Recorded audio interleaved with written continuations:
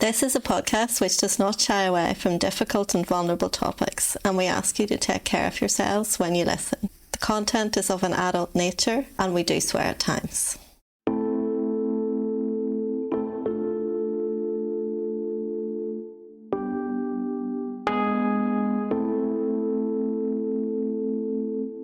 Welcome to the Autistic Licence podcast. I'm Leo in London. I'm Siana, and I'm in Carrickfergus in Northern Ireland.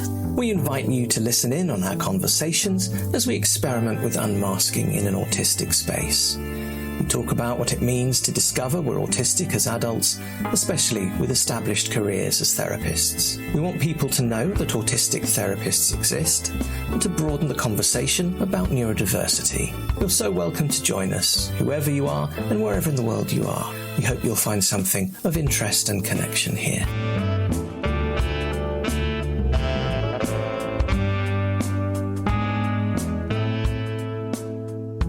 What's on your mind? What's on my mind? What are you looking at? I just looked up because heavy rain just started, and as we know, there's something that I love about the sound of rain, but that was actually quite sudden. We do have weather warnings in force over much of England today about heavy rain and tomorrow, and here is some of it now. Yes, there's a very bizarre thing going on at present because we have not had any rain here for nearly a week. And Northern Ireland never has no rain for that length of time. That's it. And I actually know because I got new grass seed put down last week and I have to water it. Now, does anybody in Northern Ireland actually have to water grass seed? No. But I do twice a day because the ground is drier than it has been for as long as I can remember. And I'm actually watching it going, it's still dry. It really hasn't rained for another day. Really, really, really bizarre. And just as you say that, it's as if the faucet has been, completely unleashed on my roof.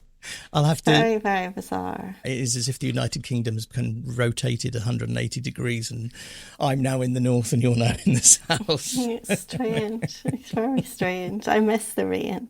Everybody else in this country might disagree with me, but I miss the rain. Well, there we are very alike because it's one of my favourite things. And that's obviously, again, privilege. I get to live in a building and be sheltered from it and travel about, not have to go in it. But the sound and the smell, we have that lovely word that I learned last year, petrichor, which is that smell. It's the smell you get when it's rained for the first time that the ground, the earth gives off. It's a chemical thing. I'm going to look it up because I want a little bit. Well, then I'll get it a lot here whenever the rain eventually comes, considering that the ground has been turned and scarified and all that stuff. Yes, that's right. Wonderful, okay. Petrichor is the smell of rain, says the meteorological office. Rain. There is definitely a smell of rain anyway. But you notice it so much more. I imagine I'm more tuned into it than you are because it's rarer for me. And also you tend to get it, as I was saying, when it hasn't rained for quite a while. That's when it really is very strong. Know. So exactly. That's what I will this time, but in general I wouldn't really. The word comes from the Greek words petra, meaning stone, and ichor, which in Greek mythology refers to the golden fluid that flows in the veins of the immortals. Really? Okay. What's that word for the fluid?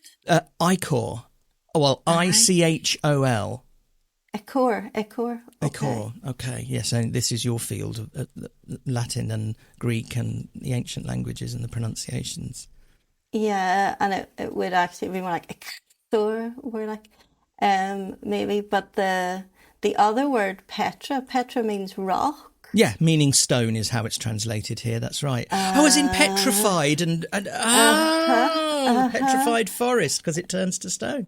This is so pleasing. That is it. I want to do more background because it's in front of me and the Met Office has got a whole page on it, which is very kind of them. The phrase was coined by two researchers at the Australian CSIRO Science Agency in a 1964 article for the journal Nature. So it's a really new word, relatively speaking. Okay. In their research, rocks that had been exposed to warm, dry conditions were steam distilled to reveal a yellow-coloured oil that had become trapped in the rocks and soil. A substance they discovered was responsible for the smell. Oh, my goodness. The source of this oil is a combination of oils secreted by plants during dry weather. That's why you get it after a long period of dry weather. And it's an oil secreted signalling to halt root growth and seed germination. Oh, so it's almost like a nervous system thing, isn't it? You know, that a message, in this case a chemical message, is sent out saying it's dry, stop growing your roots, stop using energy.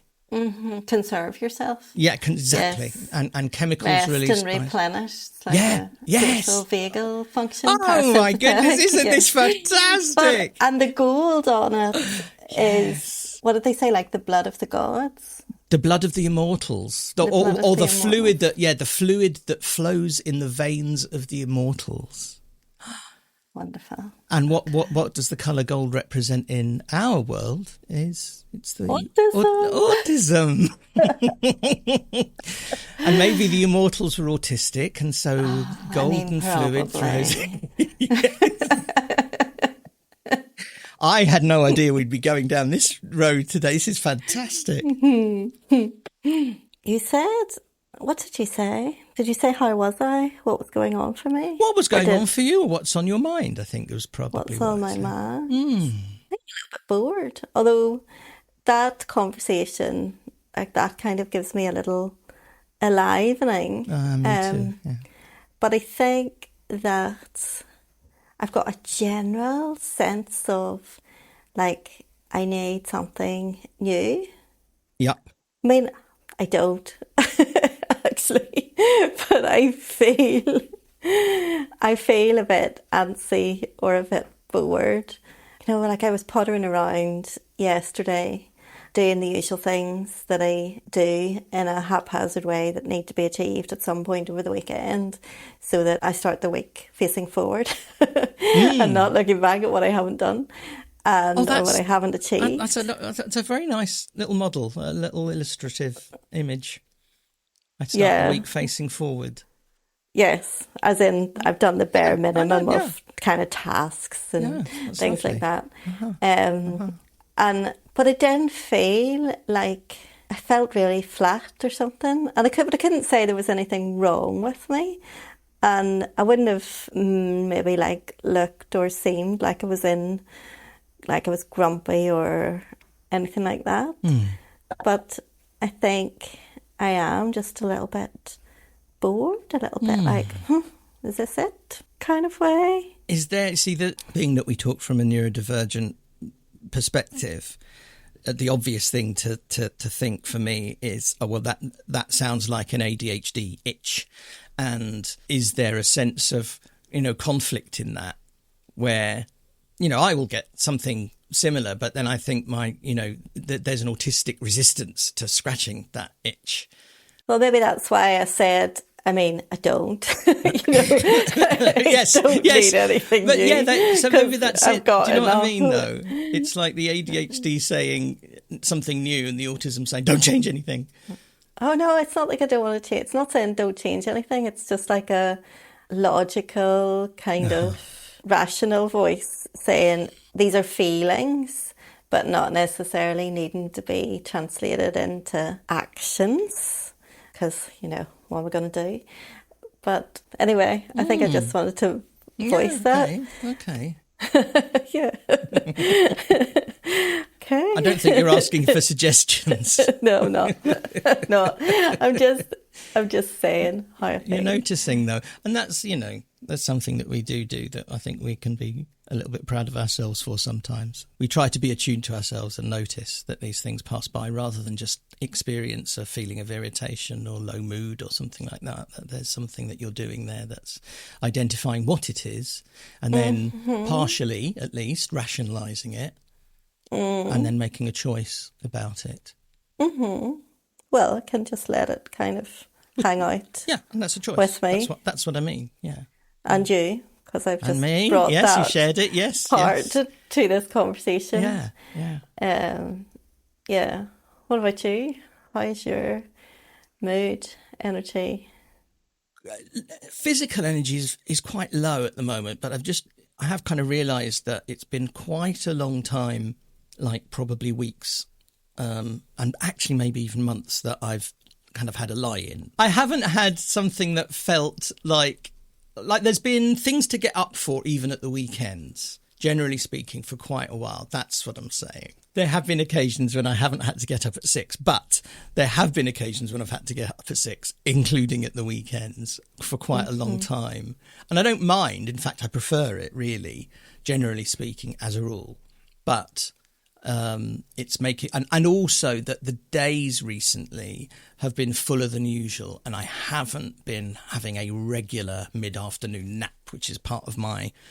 Yes. Lifestyle for the last couple of years. That hasn't really been happening. But none of this is a complaint. None of this is a cause of suffering. I'm just noticing a physical tiredness. But in terms of my brain, we just released an episode. At the time of recording this, we just released the ADHD episode a couple of days earlier.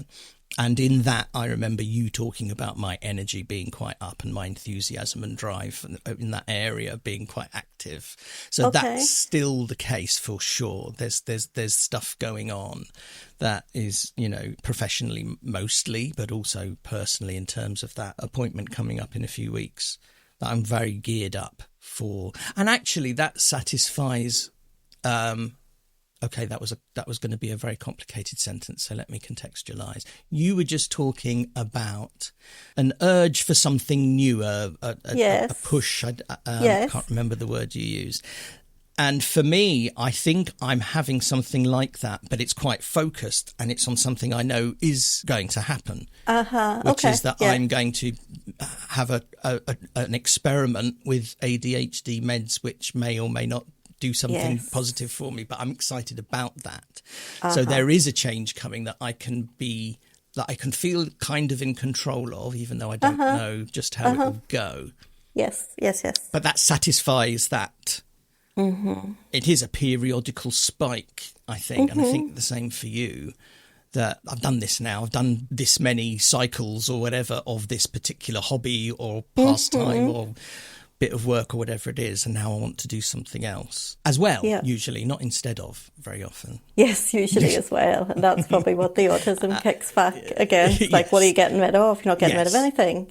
Or if you are, So I suppose you could fill in a gap between that episode and this episode is that you've received your report from the psychiatrist and you were happy and have approved that, and then you now have an appointment in your diary for beginning titration when you'll be given the drugs. Yes, that's right. That is the update. That's exactly right. The update. I was talking about the fact that I'd had the appointment and I was waiting for the report. Well, the report has arrived. I don't mind giving the numbers out because they were higher than I expected. What you mean is you want to give the numbers out? Oh, okay. Yes. What scores? Let me reframe What are your scores on the for doors? For both adult, so you get an adult score and you get a childhood score, one each for attentive and hyperactive, if we're going to use the ADHD.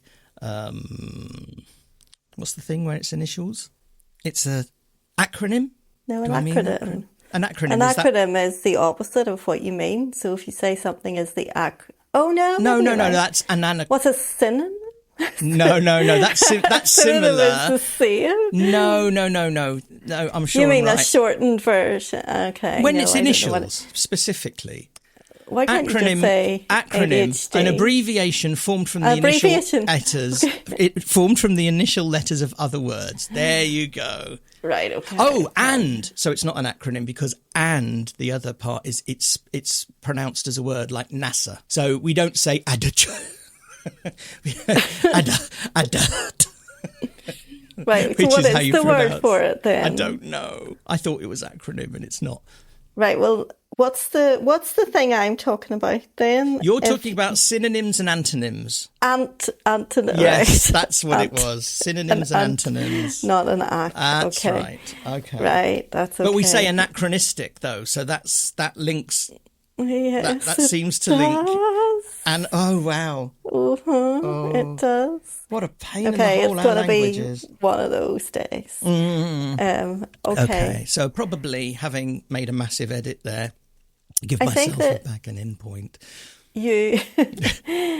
What you're trying to say, your scores for... Okay, so my scores for inattentiveness were in both adulthood and childhood a 7 out of 9. That's quite high. And then my score for hyperactivity, such as it is within that set of initials, was 9 out of 9. And again, to repeat the thing I've said so often, that's not going to surprise anybody. No. I think, who's known me for a long time, but did surprise me still, even though I've known that, I'm combined ADHD. Yeah, and there's some aspects of you that aren't traditionally maybe seen as hyperactive, in the sense even that you can just have a nap and slow yourself down. Yes. Actually, in some ways, I can't do that. And part of it is that whenever you do that, though, you sometimes just don't realise how exhausted you are and you totally plunk out.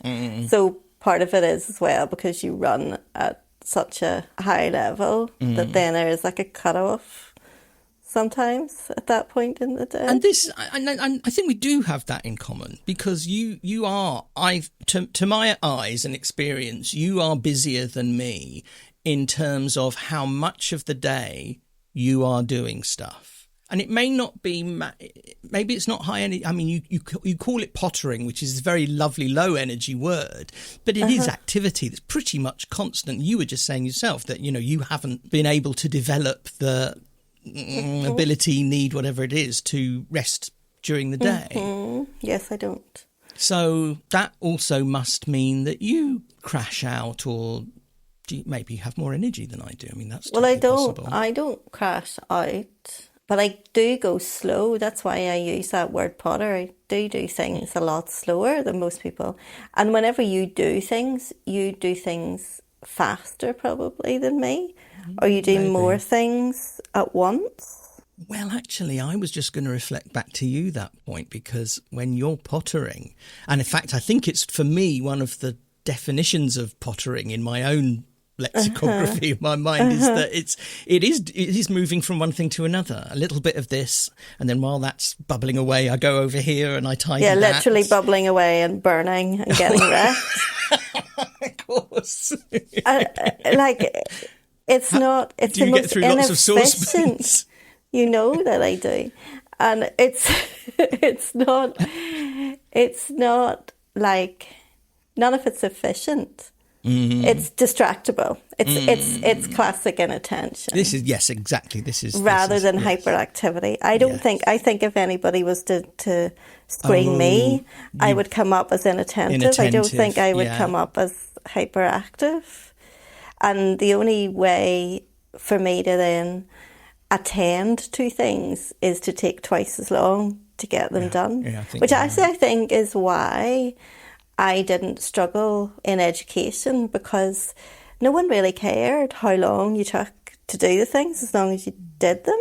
So for me in the exams or the coursework, I probably took twice as long to learn the stuff and produce the stuff, but I just did that because that's interesting. How long it took.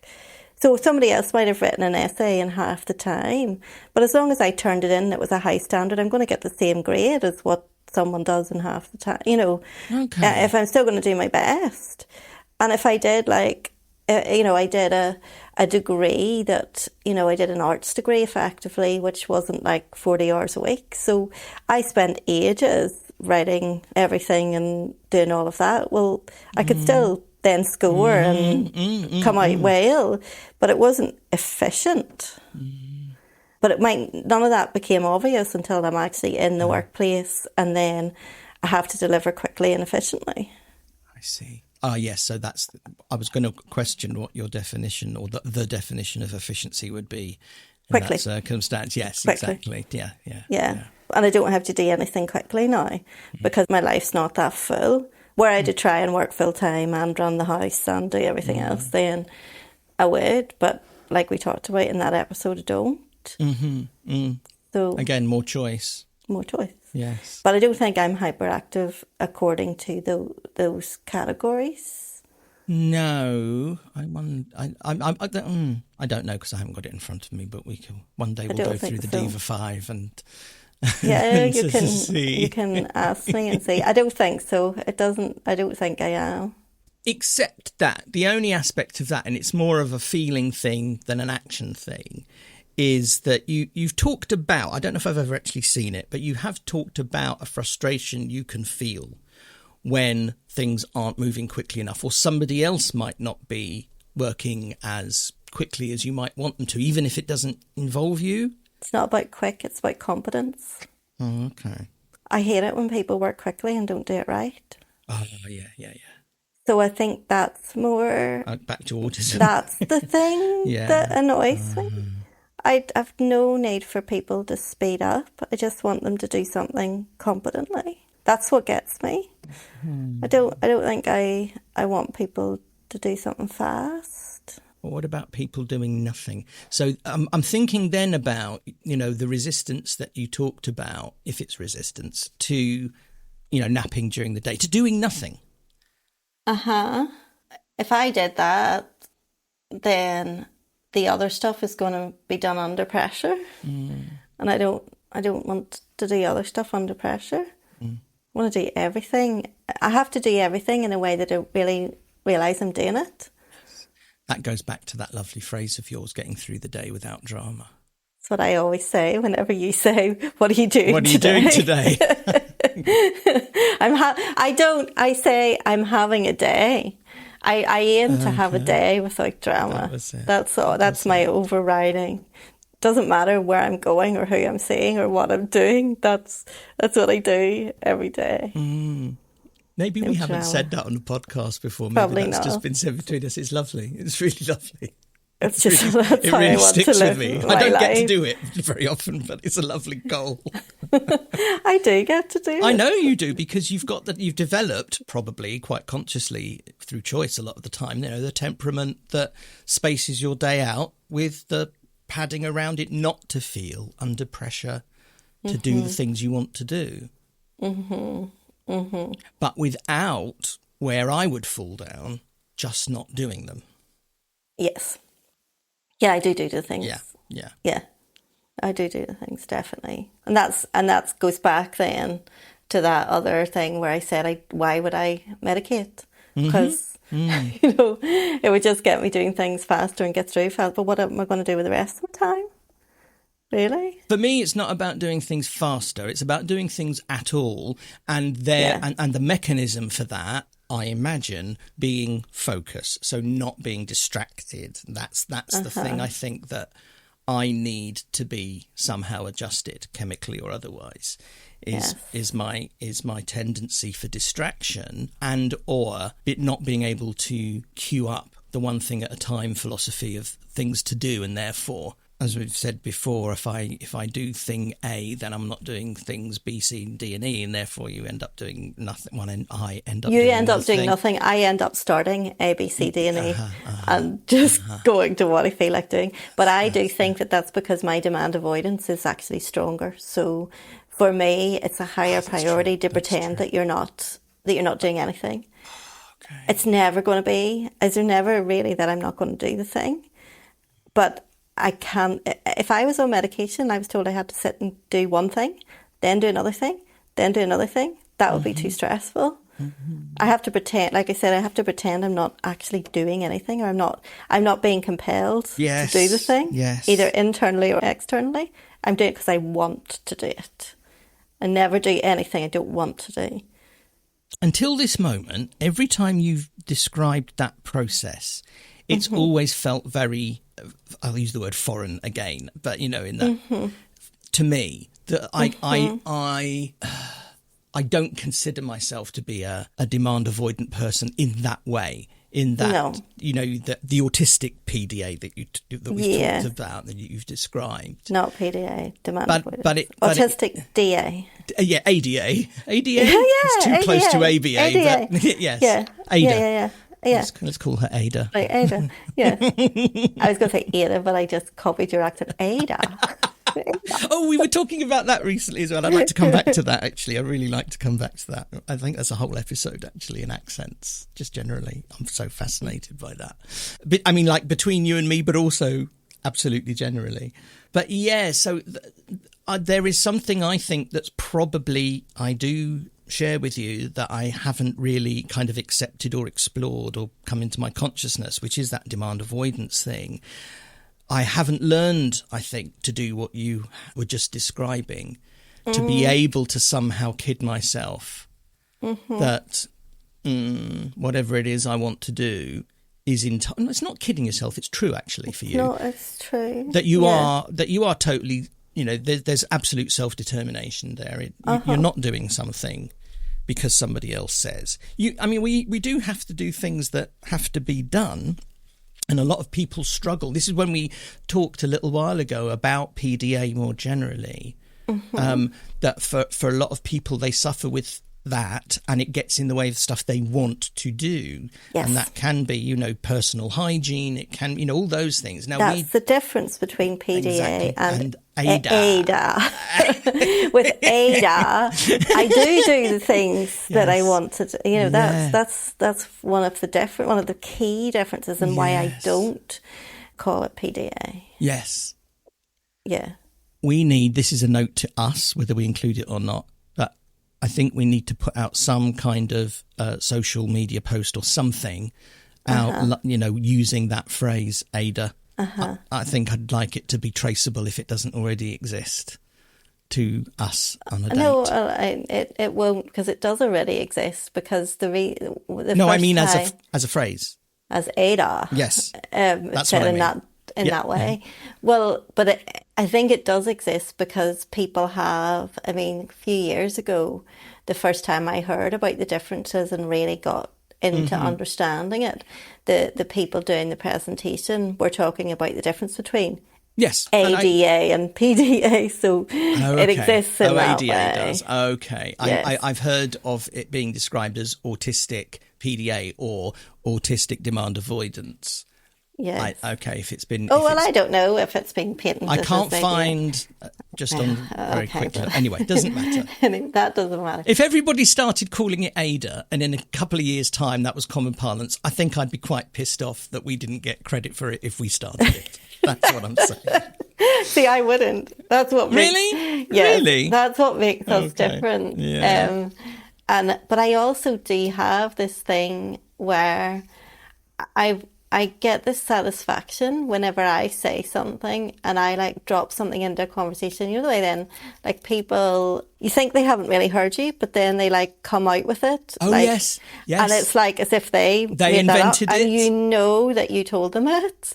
And I think it doesn't so much annoy me. It's not that it never annoys me, but I got to the stage, and this was whenever I was probably mixing more than I'm mixing now. It doesn't exactly happen that much now, but in the days when I used to mix with humans, with humans rather than cats.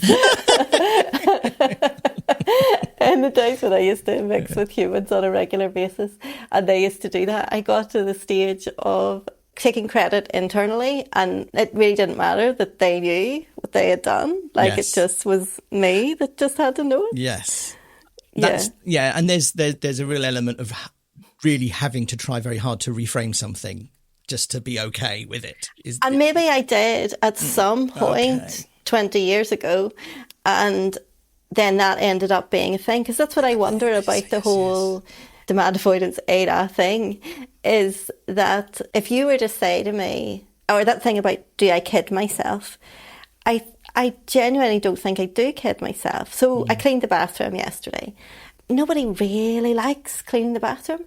If I had have told myself on Friday, bathroom's going to need cleaned this weekend, it hasn't been done, and it felt like a chore, and it got done at a particular time, that would be completely different. I cleaned the bathroom when I wanted to clean the bathroom. Exactly when I wanted to clean the bathroom. Yes. There was no plan. It was, I want to clean the bathroom now. Yes.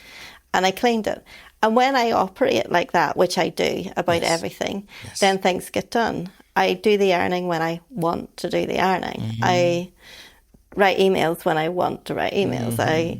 all of the things that are supposed chores, I do them exactly when I want to do them.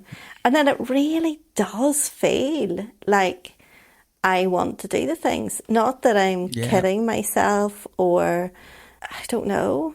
It now feels completely different when I go about my life. Do you think that is the only way to do it? Because it's the only way for you. Me to I know, exactly. It's the only way for me to adults. Because, we always point out to each other or to ourselves when there's privilege involved in the things that we talk about, and there usually is because of who we are and where we are. There's a massive privilege for you that you can do that because you get to live a life that is pretty much self-determined, as much as any life can be. But a lot of people who come to us professionally and that we work with as therapists do struggle with these things, and they're not in lives where they can make those choices. And they will often come asking for things, tools to help them tackle the things that they want to do. I mean, sometimes it's PDA and sometimes it's not ADA, it's, and there are, I suppose, different approaches for each of those things. But really, I think, what am I trying to say? I think I'm trying to say that what you've described is ultimately the best and sometimes the only way to completely get on top of that. And that must feel quite hopeless if you're not in that position to be able to make those choices and live that way. But it doesn't take away the necessity to do those things. And so we do then have to start on a more CBT-ish kind of route of rationalising how we think about the things that we need to do and want to do but are blocked by demand avoidance. Don't know what I'm inviting here, really. Thankfully, I think at some stage in the screening, getting to know you process, people would opt themselves out, or I would very kindly explain that I'm not the person for them. Right. Okay. If they want to work in that kind of way, because it doesn't work for me. And it's not that I didn't read self-help books and do all of that and try all of that. It didn't work. So if people can find a therapist who can help them to live a satisfying life by using those kind of techniques, then I won't waste their time pretending that I can do that, because I can't do that and don't want to do that. It wouldn't be me being authentic, and effectively it's not what I say, it's who I am that people are going to, we affect people by who we are, not by what we say. So if I'm not living that way, then I'm not going to pretend I can offer somebody that either. There's two lovely kind of threads of response to that. So first, that's yet another example of you being self-directive in what you want and don't want to do in the types of work that you do. So that's also illustrates that. But also, what did you say? We affect people by who we are, not what we say. Is that what you said? That's a lovely phrase. Yeah, but that's just the way it is. It's relational work, but it's at its core. And I suppose I would have said something a little bit more technical, like, we model ways of being in the world that people can tune into and absorb themselves, and internalise. That's so much a simpler and lovelier, softer way of expressing it. Do you really want to model something? That's artificial. I want to exactly. Be a thing. Yeah. Like when I was doing my supervision training, there was one of the phrases that the person who taught us said, he would say supervision is caught, not taught. So you pick up a way of being instead of being told how to do a thing. And I suppose there's something of that in it. I would like to collect these phrases, actually, because we, especially you, come up with them quite a lot in these conversations, and I think some of them really stick, and I use them, or I form a little model of them in my head that changes slightly how I think about a thing. But it would be really nice, actually. I would like a list because I'm autistic. Well, I don't have a list. I know. Because that would be totally against my way of being. You just but I have bet you to there are kind of people who are prompt listening it. who wouldn't mind a little mission like that to go back over our episodes and make a little list of the Like nice Shauna phrases says. that... and Leo, sometimes. Less often. I Is that quote, what you're don't I? getting at? I tend to quote others, and you tend to actually come up with these really lovely... I didn't come up with it. I'm phrases. quoting. I know the supervision one, but yeah. the one before was we change Yeah. people by who we are. Oh, yeah. That was so 5 minutes ago. But I know. the other thing, though, there was something that you said there about privilege. And I know that we talked about that last time, but we also said, or in that other episode about ADHD, it's probably not, there's probably going to be a few episodes in between before this comes out. But in that last episode about ADHD, and we kind of said it's a conversation that needs to be continued. And I remember expressing at the end of it that I felt like I was reaching the edges of my articulation about something, or there's just something that's in the process of emergence and development. And I think it kind of got touched in again there whenever you said that everybody doesn't have the privilege to just live like that. And I think that's where there's sometimes a mismatch. I can only live like this because I've chosen that I will have a, 15-year-old car. I will live in an area that's not very posh. I will not buy expensive clothes. I will not go on foreign holidays. I will have secondhand, Yes. I choose that. Yes. I choose to work part-time. I choose to get top-ups of universal credit, take advantage of benefits that I'm eligible for as a single parent, all of that.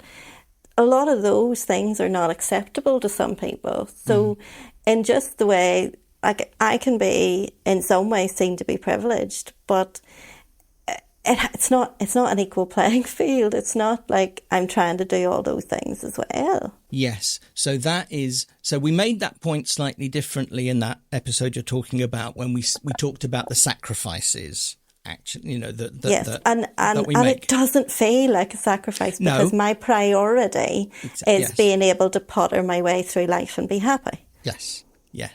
But also, there's a little bit of a dilemma, dichotomy, something around when we label that as a choice, because you're right, you've got you've got your priorities and you have made choices around them in order to be happy.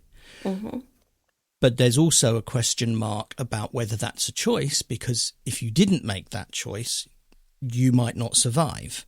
Or you certainly wouldn't thrive.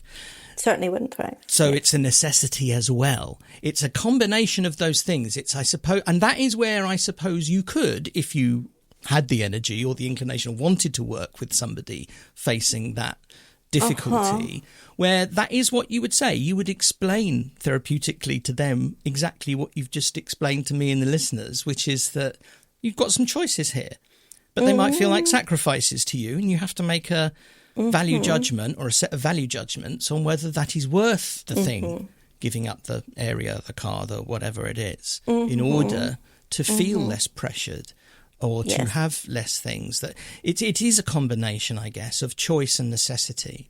It's like you have to choose the thing that's actually necessary, but you might, without awareness, not choose it and therefore suffer. Yes. Or you might believe that. Yeah, I think the first thing is maybe recognising that you might have some choices, even if those choices are very unattractive to you. Yes.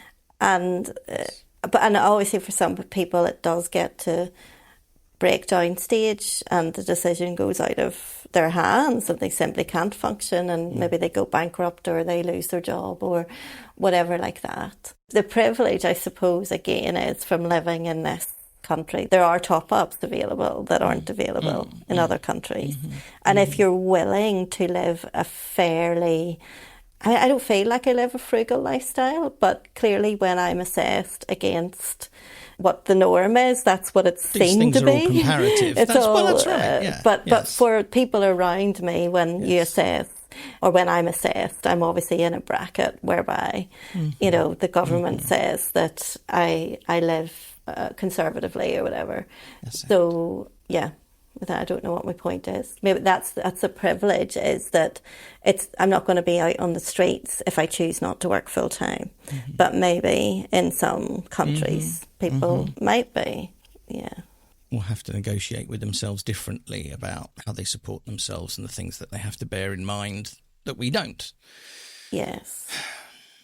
Yeah, you're right. I mean, all of these things, you're right, are comparative. You will be compared to somebody who is of a similar, trying not to say class, but, professional standing. But why can't it be called class? Well, because that's what it is. No, you're right. I mean, there is stratification, and it does exist. And those are the points of comparison that are made. Anyway, doesn't matter. Maybe it does have to inform how people make their decisions then, in terms of who they match up with in therapy. Because I suppose your initial point was, what if somebody comes for this? How do we help them? Am I going to be able to help someone who's in a whole different class bracket to me? Okay. Or is that just not going to, it's just so different? Yes. And so that does it. I don't know. Circle back to the fact that that's what we could provide if we weren't going to be coaches and, provide actual tools. I sometimes will do elements of that, will creep in. But if it is just this purely relational thing and changing somebody else by who we are, you can point out those choices do exist, because I think that's the default for most people who struggle, is they haven't considered that maybe or that their goals or their aims in how they should be able to live their life should, in inverted commas, are unreasonable in terms of what's available, not in terms of what they should want. I'm not saying people should accept that the world doesn't work for them and therefore they need to adapt. But there are circumstances in which that's really necessary.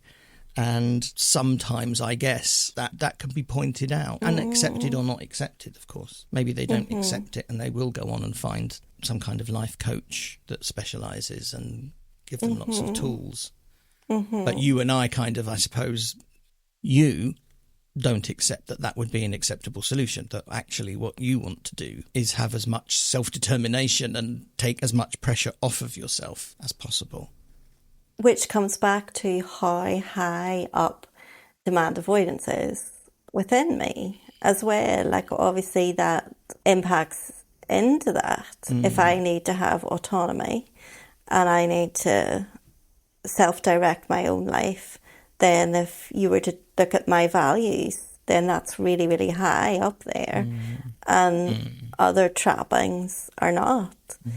And also wanting to be happy and drama-free, which are maybe just not key things for somebody. But I want to go back to, can we work with people from other classes? And I guess it depends. Maybe it's the same as, can we work with neurotypical people? Neurotypical people can still benefit from working with us, even though we're not the same as them. People have different sexualities, different genders, all of that. So maybe we can, but maybe we have to be explicit and name some of those factors sometimes when they come up, and not pretend that they're not there and smoke screen all of that as if, I mean, not being somebody who works with just being a blank screen and someone projecting everything onto me, then we don't have to work with somebody assuming that, okay, Shauna, you're talking about this and you've got all this privilege because you must actually have a millionaire paying all your bills.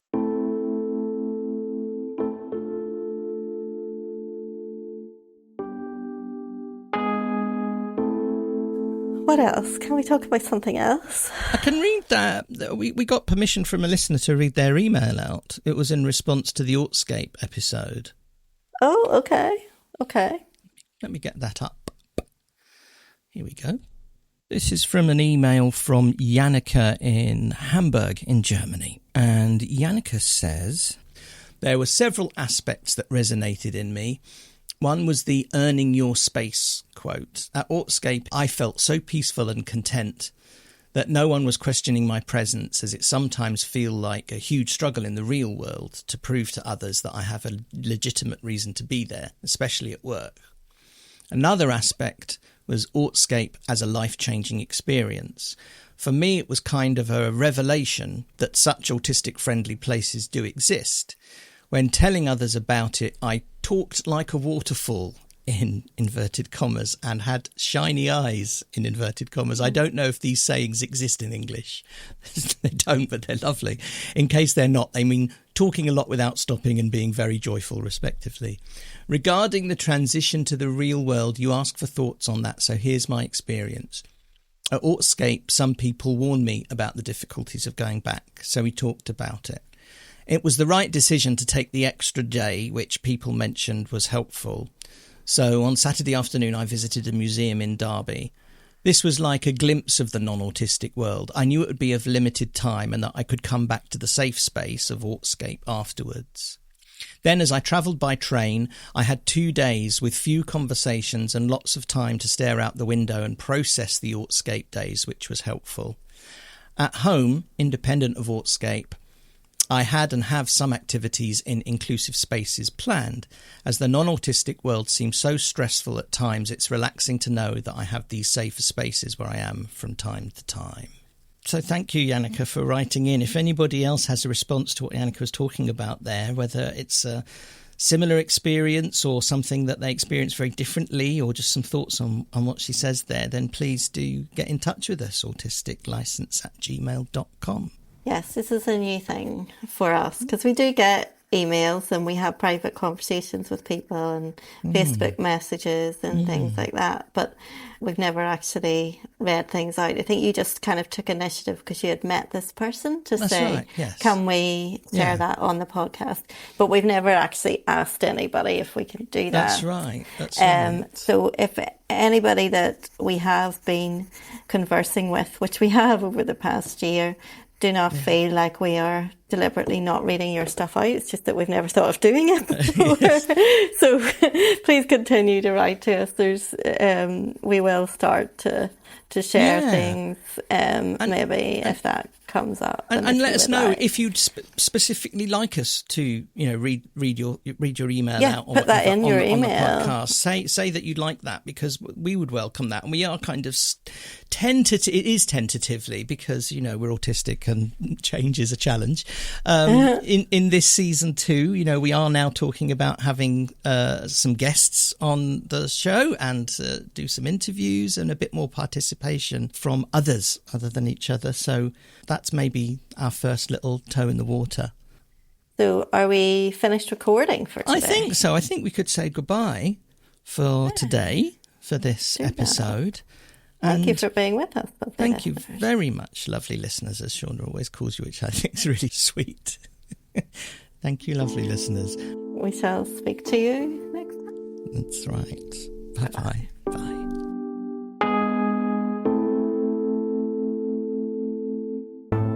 Thank you for listening to the Autistic License podcast. You can connect with us via Instagram, Facebook at autisticlicense.com or by email at autisticlicense@gmail.com. At this point, Leo likes me to spell the word license because we spell it in different ways in different parts of the world. We spell it LICENCE. We also have a thriving Facebook community. You can search for Autistic License Siana and Leo on Facebook, or you can click on the link in the show notes.